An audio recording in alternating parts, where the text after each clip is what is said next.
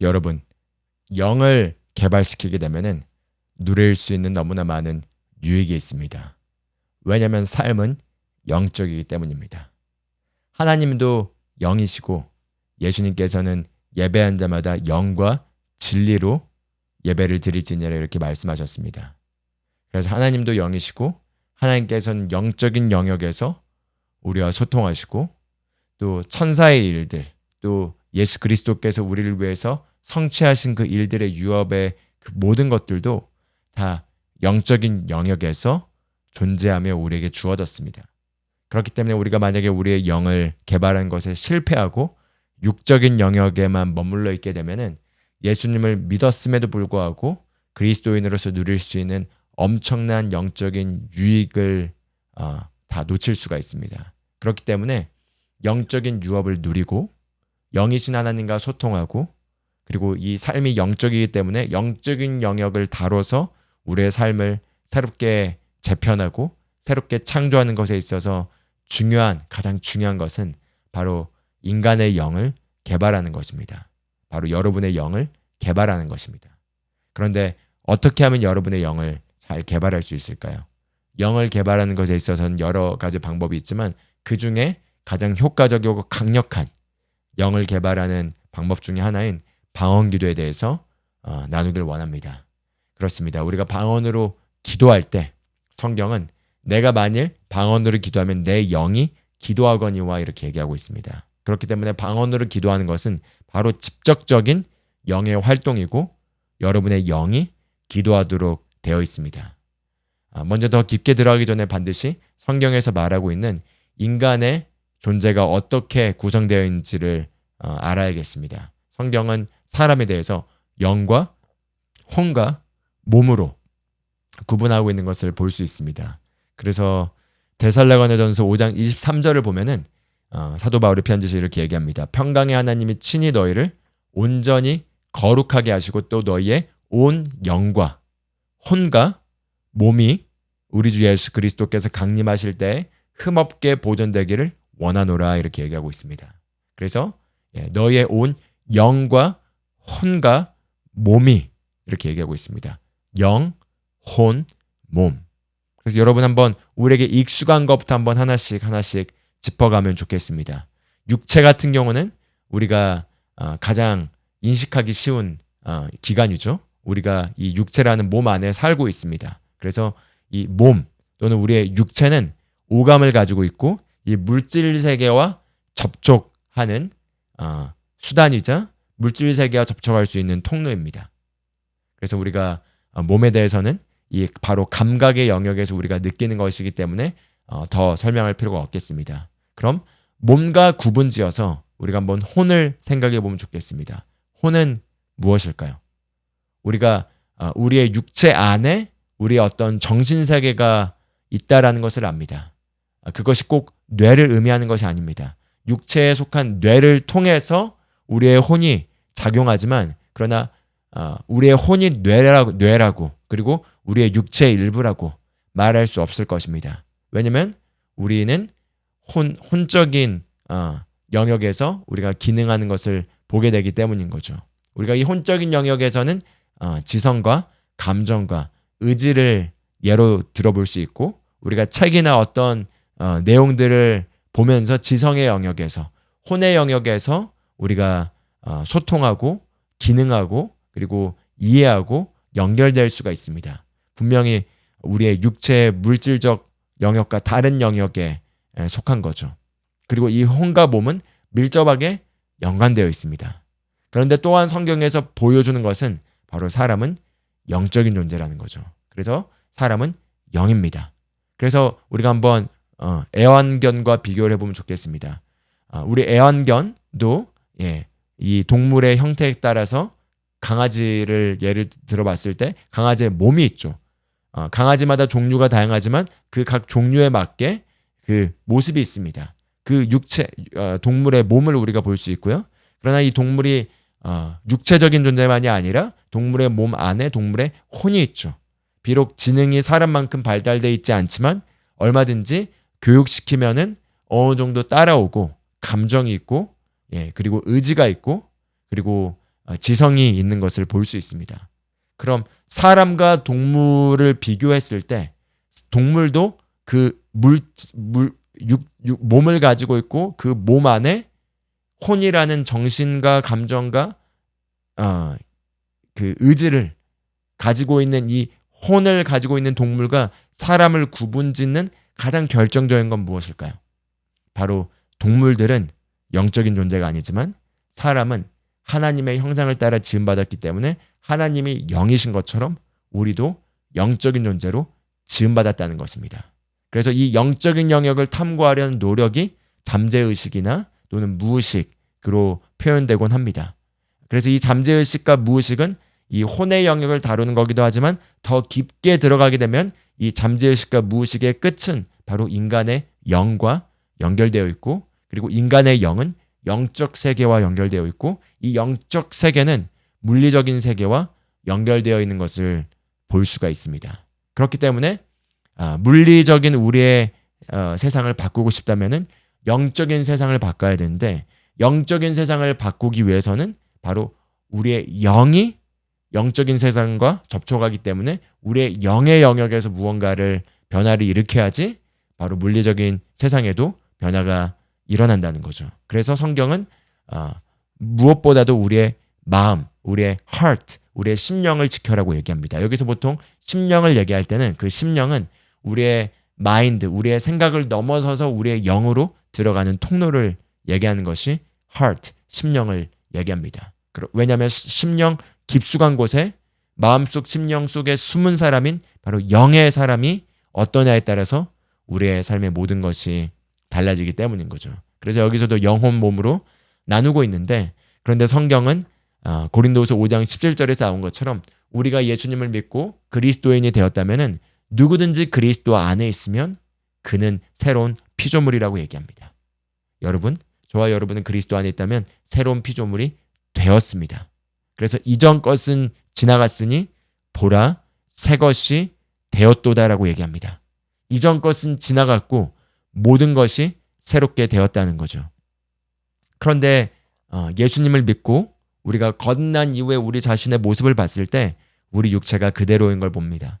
또한 우리의 혼도 조금 복음을 들었기 때문에 조금 그 정보가 들어와서 달라졌지만 우리의 혼도 그대로 있는 것을 봅니다. 그렇다면은 성경에서 말하고 있는 새로운 피조물이 되었다라고 할 때 이 새로운 피조물은 어떤 영역을 얘기하고 있는 걸까요? 영과 혼과 몸 중에 바로 우리의 영이 새롭게 되었고 우리의 영이 새로운 피조물이 되었다고 얘기하는 것입니다. 왜냐하면 진짜 사람은 영적인 존재고 혼을 가지고 육체 안에 살고 있기 때문입니다. 그렇습니다. 저와 여러분은 영적 존재이고 혼을 가지고 육체 안에 살고 있습니다. 그리고 우리는 영원한 영적 존재인데 예수님을 믿고 구원받았을 때 이 영원한 영적 존재인 영의 사람이 완전히 새롭게 새로운 존재로 새로운 피조물로 바뀌게 되었다는 거죠. 그래서 이 새로운 피조물이라고 했어요. 이 새로운 피조물은 여러분의 영의 사람을 얘기하는 것이고 우리가 그 전엔 영의 사람이 하나님에 대하여 죽어 있었고 육체의 지배를 당하고 있었기 때문에 영의 사람에 대한 탐구가 제한되어 있었지만 이제 이 영의 사람이 새로운 존재로서 새롭게 되었기 때문에 이 영의 사람이 누구인지를 알고 이 영의 사람이 기능하게 하도록 영의 사람이 더욱더 세력을 얻고 지배력을 얻게 하도록 할 때 새로운 피조물로서 우리가 더욱더 완전하게 기능하게 되는 것이고 그리고 새로운 피조물로서 하나님이 예비하시고 살게 하신 승리하고 다스리고 정복하는 삶이 가능하게 되는 것입니다. 그런데 이 새로운 피조물은 바로 여러분의 혼이나 육체를 얘기하는 것이 아니라 저와 여러분의 영을 얘기하고 있기 때문에 이 영의 사람인 새로운 피조물이 개발되기 위해서는 바로 우리의 영을 우리가 개발해야 합니다. 그래서 다시 한번 잠깐 제가 방금 나눈 내용을 강조하기 위해서 보자면은 예수님께서 거듭나기 위해서는 바로 영이 거듭나야 된다고 얘기하면서 육으로 난 것은 육이요 영으로 난 것은 영이니 이렇게 얘기하고 있는 것입니다. 육으로 난 것은 육이요 영으로 난 것은 영이니 즉 우리가 예수님을 믿고 거듭났을 때 우리 영이 거듭나게 되었고 영이 새로운 피조물로서 새로운 존재가 되었다는 거죠. 할렐루야. 그래서 우리가 이걸 잘 기억하고 그럼 이 거듭난 영 바로 진짜 저와 여러분의 속사람에 새롭게 된 이 새로운 피조물이 지배력을 얻어서 우리의 혼과 우리의 육체를 다스리고 우리의 환경과 상황을 다스리고 말씀에서 말하는 것처럼 승리하는 삶, 사랑 안에 걷는 삶, 의롭게 사는 삶을, 거룩하게 사는 삶을 살기 위해서는 어떻게 해야 될까요? 바로 이 영의 사람이 개발되게 돼서 영의 사람이 더욱더 힘을 얻게 되면은 육체는 저항하지 못하고 영의 사람에 복종하며 영의 사람을 운반하는 그릇이 되게 됩니다. 그리고 그것을 한 데 있어서 중요한 우리의 영을 개발하도록 하나님이 주신 선물이 바로 성령의 능력을 힘입어 방언으로 기도하는 것입니다. 할렐루야. 그래서 사도행전 1장 8절을 보면은 예수님께서 얘기합니다. 성령이 너에게 임하시면 너희가 권능을 받고, 성령이 너에게 임하시면 너희가 권능을 받고. 그래서 우리의 영의 사람은 성령을 받게 되었고, 그리고 성령을 받게 되고 난 이후에 능력을 받게 되었습니다. 그래서 능력을 받게 된 이 영의 사람이 그 받은 능력을 활성화할 때 우리가 알아왔던 인간의 한계와 인간의 연약함을 뛰어넘는, 그리고 죄를 넘어서는, 그리고 사단과 마귀의 모든 공격을 넘어서는 초월적이고 승리한 삶을 살 수 있는데요. 그렇게 사는 것의 핵심은 바로 우리 영 안에 성령님께서 넣어주신 이 권능, 이 능력을 사용하는 것입니다. 그리고 그 능력을 사용하는 것이 바로 사용하는 것 중에 하나가 방언으로 기도하는 것이라는 거죠. 여러분 한번 생각해 보면 좋겠습니다. 베드로가 인간의 열심의 한계를 여실히 보여줍니다. 예수님을 끝까지 부인하지 않겠다고 승승장구하였지만 막상 상황이 달라지자 예수님을 3번이나 부인했습니다. 이것이 바로 인간의 열심의 한계를 보여주는 사건이라고 할 수가 있는 거죠.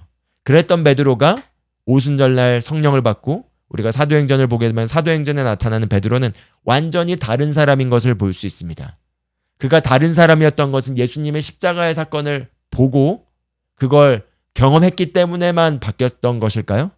그렇지 않습니다. 여러분이 경험해 보셔서 알겠지만 어떤 경험들은 우리에게 강한 인상을 남기긴 하지만 그 강한 인상을 남겼다고 해서 그게 우리를 완전히 변화시키진 않습니다. 그런데 베드로가 이렇게 완전히 변화된 것에는 경험이 아니라 바로 예수님을 믿고 거듭나서 성령을 받게 되는 사건이 일어났기 때문에 오순절날 성령을 받고 완전히 다른 사람이 된 것입니다.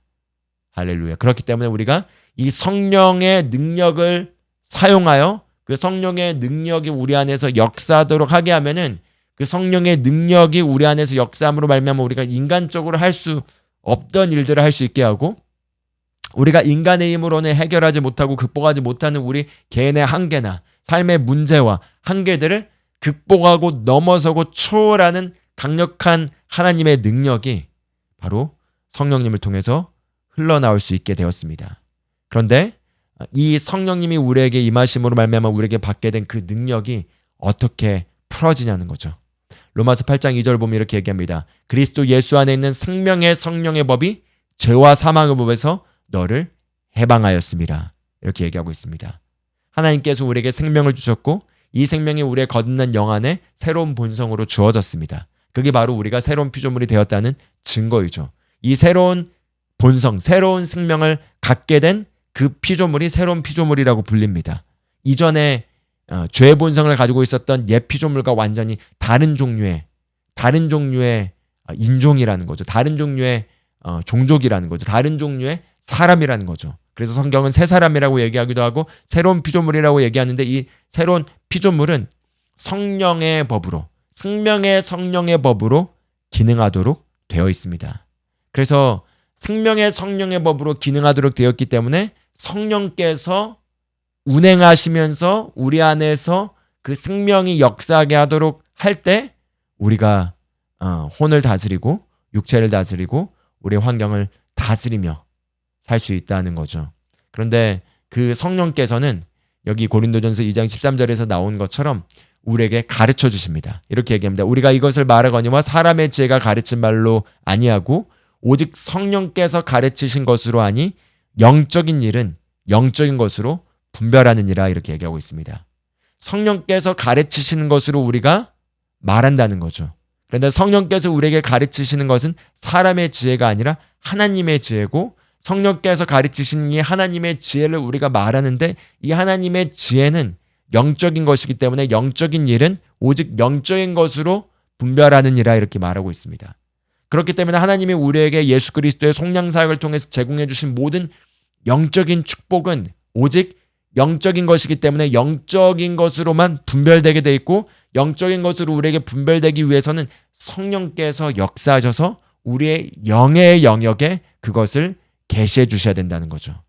그런데 우리 영의 영역에 성령께서 그것들을 계시해 준다고 하더라도 우리가 우리의 그 영의 영역에서 깨어있지 못하게 되면은 아무런 유익을 누리지 못하겠죠. 그래서 하나님께서 우리에게 방언을 말하도록 방언의 선물을 주신 것입니다. 사도 바울은 내가 너희 모두보다도 방언을 말함으로 하나님께 감사드리노라라고 얘기한 걸 볼 수 있습니다. 그런데 여기 고린도전서 14장 14절에 보면은 내가 만일 방언으로 기도하면 나의 영이 기도하거니와 이렇게 얘기하고 있습니다.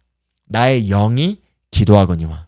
즉 방언으로 기도할 때 여러분의 영이 기도하게 됩니다. 그래서 여러분의 육체가 기도하는 것도 아니고 여러분의 혼이 기도하는 것도 아니고 여러분의 영이 기도한다는 거죠. 그렇기 때문에 우리가 예를 들어 성경 말씀을 읽거나 설교를 들을 때는 우리의 혼이 듣습니다. 우리의 혼이 거기에 인볼브 되게 되는 거죠. 우리가 찬양을 하거나 경배를 하게 되면 우리가 우리의 감정이 그것을 느낍니다.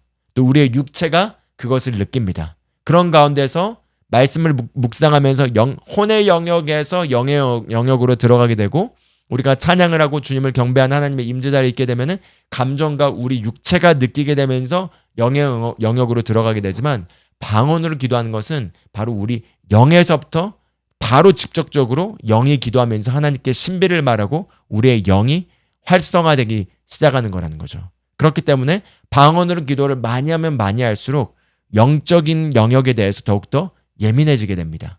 여러분이 영적인 영역에 대해서 둔감할 수도 있고 예민할 수도 있지만, 한 가지 확실한 건 방언으로 기도하는 시간을 많이 갖게 되면은 영적으로 더욱더 예민해지게 됩니다. 영적으로 예민해진다는 것은 영적인 영역에서 성령께서 말씀하신 것들을 더 잘 들을 수 있고, 영적인 영역에서 일어난 일들에 대해서 더욱더 예민하게 반응할 수 있다는 거죠. 할렐루야. 그래서 로마서 8장 16절 보면 이렇게 얘기합니다. 성령께서 친히 우리의 영과 더불어 우리가 하나님의 자녀인 것을 증언하시나니 이렇게 얘기하고 있습니다. 우리의 영과 더불어 우리가 하나님의 자녀인 것을 증언하신다는 거죠. 우리의 영과 더불어 우리가 하나님의 자녀인 것을 증언하신다는 겁니다. 그래서 성령 하나님께서는 우리의 혼과 더불어, 우리의 감정과 더불어, 또는 우리의 생각과 더불어, 또는 우리의 육체와 더불어 우리가 하나님의 자녀인 것을 증언하신 것이 아니라 우리의 영과 더불어 우리가 하나님의 자녀인 것을 증언하십니다. 그러므로 우리의 영과 더불어 우리가 하나님의 자녀인 것을 증언하시는 성령 하나님께서 우리에게 소통하신 채널은 바로 우리의 영이라는 거죠. 우리의 영이 바로 하나님의 영이신 성령께서 소통하시는 채널이라는 겁니다. 그렇기 때문에 우리가 방언으로 기도를 하면서 우리 영이 기도를 많이 하면 많이 할수록 우리 영이 활성화되게 되고, 우리가 영적인 영역에 대해서 더욱더 민감해지게 되고, 민감해진 결과 성령님이 주시는 음성들을 우리가 더 잘 캐치하게 되고, 영적인 영역에서 일어나고 있는 그 활동과 소통들을 우리가 더욱더 잘 캐치하여서 더 바르게 분별하고, 그리고 영적으로 깨어있게 되고, 그리고 영적인 유업들에 대해서 계시로 깨달아 알게 되면서 그걸 통해서 우리가 더욱더 많이 하나님이 은혜로 주신 것들을 깨달아 누릴 수가 있게 됩니다. 그래서 잠언 20장 27절을 보면은 이렇게 얘기합니다. 사람의 영혼은 여호와의 등불이라 사람의 깊은 속을 살피느니라 이렇게 얘기하고 있는데, 여기서 영혼이란 단어가 영이란 단어로 바뀌어야 합니다. 그래서 그게 더 정확한 번역인데요. 사람의 영은 여호와의 등불이라 뱃속에 깊은 속을 살피느니라 이렇게 얘기하고 있습니다. 사람의 영은 여호와의 등불이라. 즉 여러분의 영이 하나님이 주시는 그 빛을 받는 통로라는 거죠. 그래서 여호와의 등불, 여러분의 영이 여호와의 등불이라는 것이 무엇을 의미하는지 한번 생각해 보길 바랍니다. 나의 영이 여호와의 등불이다. 그리고 여호와의 등불인데, 여호와의 전구인데, 여호와께서 빛을 주실 때 내 영을 통해서 빛을 주신다. 그래서 나의 모든 깊숙한 부분을 살피고 나를 살펴보고, 그리고 옳게 행할 수 있도록 나를 조정해주고, 나를 향해 하나님께서 예비하시고 준비하신 최고의 길을 걷도록 나를 안내해 주신다. 이렇게 생각해 보면 좋겠습니다. 그래서 마지막으로 이 말씀을 보고 마치길 원하는데요. 고린도전서 2장 12절에 나온 것처럼 우리가 세상의 영을 받지 아니하고 하나님으로부터 온 영을 받았으니 이는 우리로 하여금 하나님께서 우리에게 은혜로 주신 것들을 알게 하려 하심이라 이렇게 얘기하고 있습니다. 즉 성령께서 우리 안에 거하시는 주된 목적은 하나님이 우리에게 예수 그리스도를 통해서 은혜로 값없이 제공해 주신 것들을 깨닫고 그것들을 우리가 누리게 하도록 성령께서 우리 안에 거하신다는 거죠.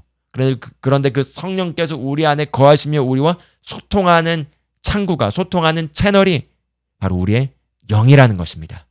그렇기 때문에 우리가 우리의 영을 개발하면 개발할수록 더욱더 우리가 성령님과 원활한 소통을 할 수 있게 되고 더욱더 우리가 하나님의 계획에 대해서 예민하게 들을 수 있게 되고 우리가 더욱더 정확하고 정교하게 하나님의 뜻을 분별하고 하나님의 목적과 계획을 따라 우리가 이 땅에서 살아갈 수 있습니다. 할렐루야. 예. 그러므로 제가 권면드리는 것은 매일 꾸준히 방언으로 기도하는 것을 꾸준히 하는 것을 연습하기를 권면드립니다. 왜냐하면 방언으로 기도하는 것도 습관이 되지 않으면은 기도를 잘 안 하게 됩니다. 기도의 자리나 어떤 특별한 자리에서는 기도를 하지만 매일 꾸준히 방언으로 기도하는 건 훈련되지 않으면은 안 하게 되기 쉬운데요. 그게 몸에 습관이 될 때까지. 왜냐하면 몸이 저항하려고 할 겁니다. 몸이 하기 싫어할 겁니다. 그러나 그 하기 싫어하는 몸의 저항을 굴복시키고 몸을 복종시키고 방언으로 기도하여 방언을 기도를 30분 또는 1시간 또는 1시간이 너무 많다면 30분씩이라도 매일 꾸준히 하게 된다면 결코 영적인 일에 게으르거나 둔감해지거나 또는 육에 끌려다니거나 환경에 끌려다니면서 패배하는 삶을 사는 것이 아니라 죄에 끌려다니는 삶을 사는 것이 아니라 방언기도를 통해서 영적인 영역에서 항상 성령님에 대하여 민감하고 하나님의 말씀에 대해서 굶주려 있고 그리고 하나님을 위하여 주님을 위하여 타오르고 있는 자신의 모습을 발견하게 되실 것입니다. 할렐루야. 네. 그래서 방언으로 매일 꾸준히 이 유익을 알고 내 영을 개발한다라는 생각으로 꾸준히 기도해 보실 걸 권면드리고요. 우리 영이 개발됐을 때 하나님으로부터 우리가 그 지혜를 다운받아서 우리가 누릴 수 있는 너무나 아름답고 놀라운 삶이 있습니다. 그래서 그러한 삶을 살게 되시기를 주님의 이름으로 축복합니다. 네, 그럼 오늘 방송은 여기까지 마무리하도록 하겠습니다. 감사합니다.